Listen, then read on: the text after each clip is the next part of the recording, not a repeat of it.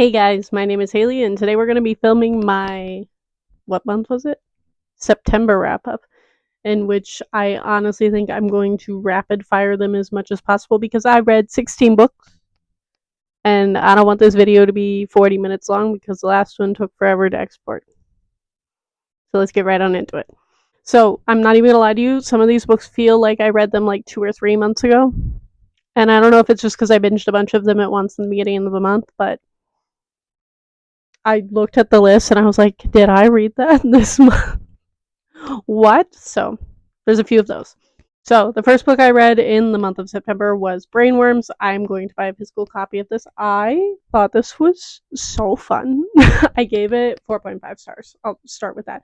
But this is one of the weirdest books I've probably ever read. It definitely falls into the category of weird girl lit, which I've been trying to get more into because a lot of it tends to overlap with horror. And I literally keep recommending this on other platforms as if you liked Bloom by Delilah S. Dawson and you also liked Big Swiss by Jen Began, I believe, please read this. It was a weird combination of both of those books. It is horror. It's very grotesque. It's very gory. It was bizarre. It's the cover fits it perfectly. It's a weird little book. And I gave it 4.5 stars. And I definitely want to read Alison Rumfitt's other books. Next up was another one that I was like, did I read this last month? Because I already filmed another video about it, and I realized I thought it was for a wrap up. It was not. It was for a recommendation. I think it was. I put it in my horror recommendations, and that is episode 13 by Craig DeLuey. My biggest comment on this book is if you read it, listen to the audiobook. If you have to read it physically and you don't listen to audiobooks, I'm sorry because the audiobook is so good. It's so good. It's a full cast narration. There's sound effects. It's so good. My notes literally say I give it a 4.6 stars. I don't do 4.6, so I think I meant 4.5, but this is a great haunted house story. It's about these ghost hunters who go to try and get ghost footage in a haunted house for their TV show, and disaster ensues. I loved it. I really need to get something to like hold this mic so I don't have to keep touching it. I have the like little clip. I want to get one of those little pens like people hold them. Maybe a Halloween themed one. That could be fun. Another book that I feel like I read 10 million years ago, and that is Merciless #2. This, remember, I went through my phase of reading all of the Merciless books, and I felt that I read this last month, but apparently not. But this one is religious trauma galore. It is about the after effects of our first book, and our main character has to go to a boarding school, and it is a religious, like Catholic boarding school. And this has so much like, if you are religious, probably don't read this. If you like religious horror and find it like very interesting to see the religious people as the bad guys, as I do, please read this. I was not Catholic, but I imagine that if you were Catholic and still believe in any of that, please don't read this. You'll hate it. And that they're going to mow the lawn outside. I'm working with what I got here. But I gave this 4.75 stars. It was gory. It was just as wild as the first book. Apparently, some people don't really like this one. I don't know if that's people who also just intersectionally don't like religious horror, because I feel like there's a lot of people that don't like that, and I am in the minority that loves it. But loved this. Gave it 4.75 stars. If you can hear the lawnmower, hopefully this mic is helping and it's not as loud as it is for me. I have a book to hold up this time because I bought it right after I read it, which I don't do very often. But the next book I read was Bury Your Gaze by Chuck Tingla. I also thought I had already talked about this book because I believe I put it in my horror recommendations. But this is a book about, God, how do I rapid fire this? A book about a writer in Hollywood who is queer but in the closet, and the studio wants him to kill off one of his main characters with the term bury your gaze, which is prevalent in Hollywood. And when he is debating his decision on that, he starts being haunted by some of his own characters because he is a horror writer within Hollywood. And it spirals from there. I loved this. I give this 5 stars. It's probably going to be on, it is going to be on my favorite books of the year. I love Chuck Tingle. I need to get more of his other books. The humor in this, the one thing I said about it before that I will say again, if you like horror movie characters that act like real people and don't just do dumb shit, Chuck Tingle is for you because he makes very realistic horror main characters, in my opinion. Next up, we read The Merciless 3. This one I have the least amount of memory of. I don't know if it's because I read it really fast or if I was like doing a million other things, because I definitely was in the middle of the month.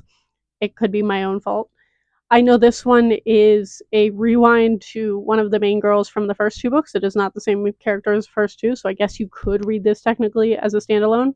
And this is about the girl from the first book, who our main character in the first two books, meets, and her backstory of how she came to be where she's at. I believe this one also had some like religious trauma, like culty vibes from the teenage girls from the town.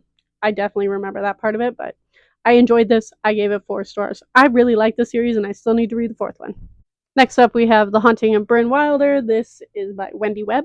This was a very fun little, like, sort of paranormal. It wasn't that paranormal, like mystery thriller. I wouldn't categorize this one as horror. It's more like mystery thriller. And it's about this girl who goes to stay in this tiny little town on Lake Superior. It involves a lot of imagery with the Great Lakes. As someone who lives near the Great Lakes, I live very close to Lake Erie. This was very interesting to me, and it's about her going to a tiny little small town to escape her life. And she starts seeing what are essentially ghosts in one of the rooms at the inn that she is staying in, and trying to unravel the mystery of why that ghost is there. I gave this 4 stars. I really liked the writing, so I think I will read other books by Wendy Webb. And my video got cut off because I set an alarm to start filming without turning it off, and I was already filming, and it interrupted my filming.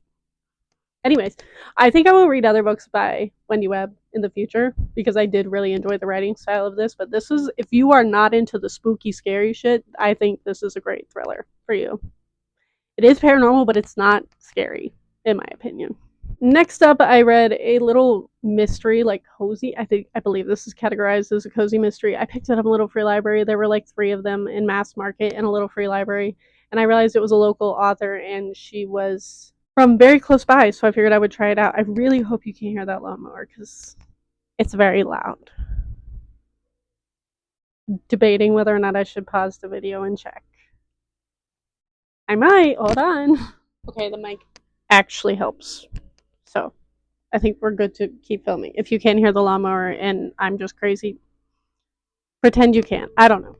But I ended up giving this 3 stars. I don't think I'm a cozy mystery person, but I do have 2 more books in this series. I'm not going to go out of my way to find them, or even like put holds on them, but I'll probably read the other 2 that I have and move on. Next up is a book I literally don't remember anything about, which is sad because I really like her other series. I don't know if it was because I read it all at once on audio and the brain did not comprehend it, but I listened to the audiobook of The Haunted by Danielle Vega. Could I tell you anything about this book? No. Do I think it was about a haunted house? Pretty sure. 0 memory of it. I gave it 3 stars. Maybe it should be 2. Maybe I should re-listen to it because I remember it being a short audiobook, but no memory whatsoever of this book, so I can't even really talk about it. And then we have the book that took me most of the month to read, and then I like binge read again at the end of the month, which is how I ended up with so many reads for this month. And that is One Dark Window by Rachel Gillig. I got this for Christmas like 2 years ago and never read it. And I got it because I knew it involved tarot, like a magic system that involved tarot cards. And if you know anything about me, anything to do with tarot, I'm interested in. And I will say the magic system of this is very, very, very unique. And it is about this girl who, when she was a small child, touched one of the tarot cards and like absorbed the creature that seemed to be within the card. And now she has this voice that in her head that she calls the Nightmare. And I think he calls himself the Nightmare, and it's her unraveling who this is. She gets involved with people that are a part of the royal court. And it is them trying to save the town from the mist that is slowly turning people crazy. And the only way to get rid of the mist is to unite the entire deck of cards, and nobody has done that in hundreds of years. So that is the basic premise for this, which is more than I knew even going in. But I really like this. I really, really, really liked the romance. I also want to preface, because it might have been my own fault. I thought that part of the romance was supposed to be that her and the creature in her head. That is not the romance at all. There's a romance with another character. So if you thought that what that was, that's what it was like I did, it's not. Creature in her head is just creature in her head. He has nothing to do with the romance. Which, when you learn who this creature is, it makes sense, because that would be weird. But yes, for the sake of me trying not to spoil this, I really like this. I gave it 4.5 stars. I will definitely read whatever else Rachel Gillig puts out next. I believe she has a book coming out next year, so I will definitely be keeping my eye out for that because her writing is beautiful and her world was fascinating and very detailed and very unique. Next up, I did not listen. I read on Kindle The Cult of Mother.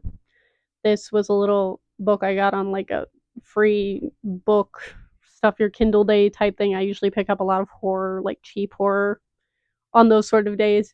And I got this for free because I liked the cover. I still really like the cover, which is depressing because this book was kind of awful. I gave it 2 stars because the concept is so interesting, but the writing was so bad. And like the pacing of the story, not good. The concept, so interesting. If anybody else had probably written this, it could have been super interesting. And it just wasn't. The writing, the pacing, everything was awful. Even though the concept, very, very, very good. Not well executed. 2 stars. Next up, we got what is probably going to be a new favorite horror author of mine, and I was very excited about this, is a book by David Sodergren. This is the one I keep seeing, so I was like, oh, I'll start with that one. It is called The Har, and this is about an old woman who lives on a like island off of, I believe, Scotland, somewhere in the UK. I believe it's Scotland. And there is this big wig like company who wants to come to the island and drill for, I think, oil. I don't remember what they're actually drilling for, but they want this island for themselves, and so they are slowly trying to bribe and push the mostly older residents off of the island by trying to buy them out. And so many of the people that have lived there their whole lives are like, they're impoverished, they don't have a lot of money, so a lot of people end up taking the deal and leaving the island and going and relocating somewhere else because they have the money to do so because of this company that wants them out of there. But there's a handful of residents who are just super stubborn and want absolutely nothing to do with these people, and it is just like their own pride and their home that they're just like, you cannot kick me out of here. And as someone who thinks gentrification is a huge issue in the world in general, that concept alone was very interesting to me. But during this process where the company is going to extreme lengths to get rid of people for those who won't be bribed out of there, this old woman finds a creature near the sea and brings it home with her. And my only spoiler I will give you is that the creature can shapeshift. And I won't tell you anything else about it because I thought that was one of the most interesting concepts of it. This was so well paced. It's the perfect length. It's like 200 pages. And the old woman character I felt was such a unique perspective to talk about, especially with something like gentrification. And I loved this. The atmosphere was perfect. There's like a mist over the island. It's fascinating. It's a very, very horror focused, like atmospheric horror read. That's the best I can say. I highly, highly recommend it. It's literally going on my favorite horror books of all time, which is a video I'm probably going to film in the next near future. And it has made me want to read everything by this author, and I'm in the process of doing that as we speak. And then next up, I read Two Twisted Crowns. I can't tell you anything about this besides the fact that there is another romance, which I really, really enjoyed. But everything else I would say is a spoiler. But I gave this also 4.5 stars. I loved this duology. Again, cannot wait for anything by Rachel Gillig in the future. And then I read The Eyes Are the Best Part by Monica Kim. This is just one that I've seen go around everywhere. Everyone and their mother has read this book. I tend to like Asian horror, but a lot of it is so different from American horror that I feel like a lot of people don't like it. Because it is so much like quieter. American horror is like all about jump scares and gore and rah in your face. This is more psychological and almost literary, for lack of a better term. And it is about this young girl. Her parents it starts off with her dad saying that he's leaving because he has found another woman. Her mom is depressed and is having like episodes of depression. And her mom gets a new boyfriend who is a piece of shit. I cannot emphasize that enough. This man is like the worst stereotypical American white man, like Trumper. I don't want to attract those people to my channel, so I try not to say it out loud on here because I will fight on politics, but I try not to here. And he is just the most despicable human being and definitely fetishizes like Asian women. But our protagonist, for some reason, becomes obsessed with his eyeballs. He has his like bright blue eyes, and she becomes fixated on his eyes. And that's all I'm going to show you. It's wild. The ending was so fun. I really liked this. I gave it 4 stars. Highly recommend for spooky season. It was a good time.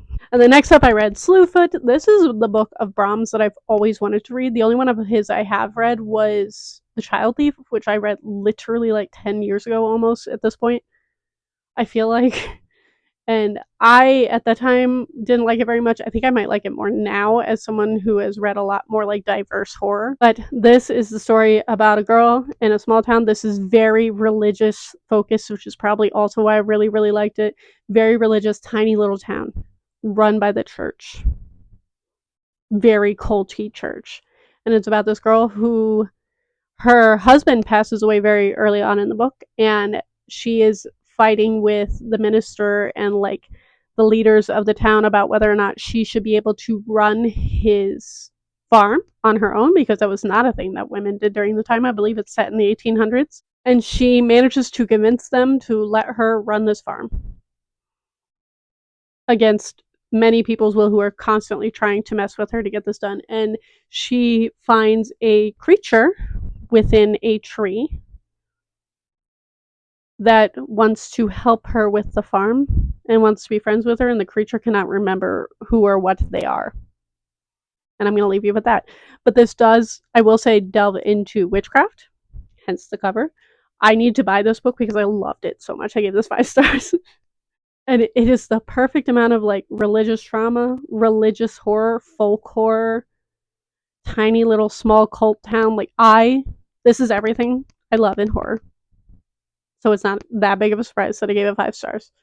I am thankful that I loved it as much as I did, because I've had this built up in my head for years as the book of his that I would really enjoy, and I was correct. And I loved the way that witchcraft was woven into this. It was a very unconventional way of involving witchcraft in a horror story, in my opinion. And I loved it.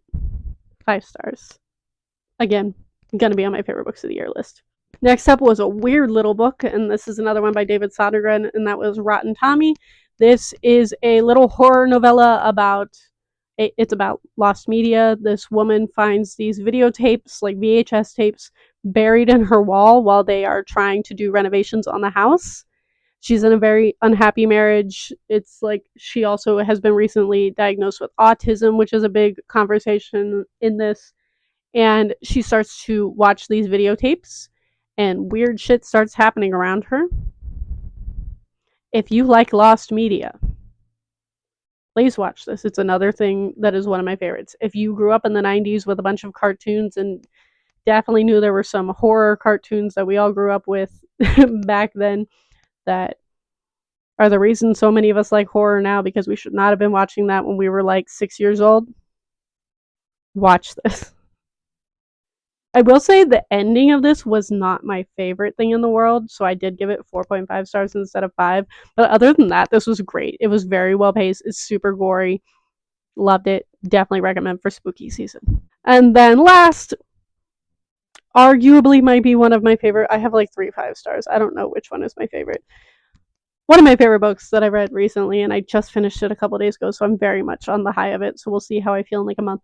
But that is We Came to Welcome You by Vincent Torrado. I had never heard of this book. I didn't know anything about it. Somebody held up the cover. I think it was Jan.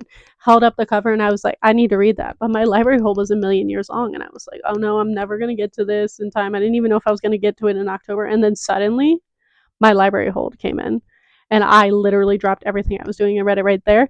And I read it within 24 hours, and it was so good. Again, everything I love in horror. This is about a woman, like queer couple who are also interracial, who move to a new town, and the neighbors come over and want them to sign an HOA agreement. And they're like, I don't really want to be involved in that. Is it required? And they're like, well, No, but you should, and like give them all these incentives and stuff, but they can tell something is just fucking weird about these people and this neighborhood, and it's very, very creepy. This book is so atmospheric. I loved it so much. I loved all of the like religious and like family trauma of one of our main characters. They are a dark skinned woman who is a, what is she, a physicist? She's in like a very, very high up job, and her wife is of Asian descent, so everybody assumes that the person who has the higher degree is her wife upon meeting them, and then they're like, oh no, it's actually this one. This book deals so well with the topic of race. I was fascinated and floored by some of the conversations that were had in this. The horror, I felt like, was so good and so well paced, with all of the weird little shit that starts helping like happening in the house, all the weird little things their neighbors are doing, all the things they're like noticing throughout the book that are very strange about this HOA and the town and the people within it. And that's really all I want to say about it, because I knew none of that going in. I literally was going off vibes in the cover. And I gave this 5 stars. I loved it. So much so that as soon as I was done with it, I went and downloaded Vincent Toretto's other 2 books, which I believe are YA, and I hope that I love those as much as well. But yeah, those are all 16 books I read in the month of September. Hopefully this wasn't too long. I definitely had to cut it up some here and there because issues with my phone and the lawnmower and the mic and everything, but hopefully this isn't 45 minutes long. If you enjoyed this, please tell me what your favorite book in the month of September was in the comments down below. And I think I'm going to be filming an October reset.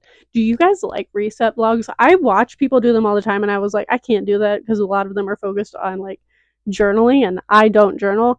But I am doing a lot of like fall specific things, like going through my closet and like picking out my October TBR, and then I'm fully into the spookies with all of the books that I read this last month. I also have, actually, let me go grab one. This is literally the first one I saw. Not the best representation, but I have these like spooky dates with a book. I have the purple ones are paranormal or sci-fi, and then I have orange ones that are thriller, and I have red ones that are horror. Maybe I'll grab some of those. Do some self-promotion. Hold on. But yes, I have these. They're color coded. I also have like kids ones. I have a couple of YA ones that I'm working on, and I've been mostly selling these through Facebook Marketplace for the time being because that's where I'm just used to selling things. I did make a post on here that I don't think anyone saw because I never post things like YouTube post things, whatever they're called, the community tab. But I also think I will probably chat a lot about these in my October reset vlog because I am selling them. So yeah, if you're interested in any of that, please follow me. 1, on Instagram, because I've also sold a few there. And 2, if you are interested in an October reset that involves like clothing and seasonal changes and spooky shit I'm working on, please let me know, because I would love to know. Leave it in the comments down below. Thank you all for watching, and I will see all of you guys next time. Hi, here's a corner of my room that you never see. Can you see over there? I've got like stacks. We've got paranormal. We've got the red is, I can't do this. Red is horror. Paranormal is the purple. We've got orange, which are thrillers. Thrillers so far have been the fan favorite, in case you were wondering. And then we've got a bunch of middle grade, which all come with stickers. We have some YA that I'm still wrapping. And then, hold on, let me go grab the other ones. Just placing my tripod wherever. It's really hard to do one-handed. We have like kids ones, so like ages like 3 to 6 or like 4 to 7, stuff like that. Ooh. And I've started wrapping those. So that is something you're interested in. I will probably talk about them more in my fall reset in a couple of days here. So let me know in the comments down below, and goodbye again.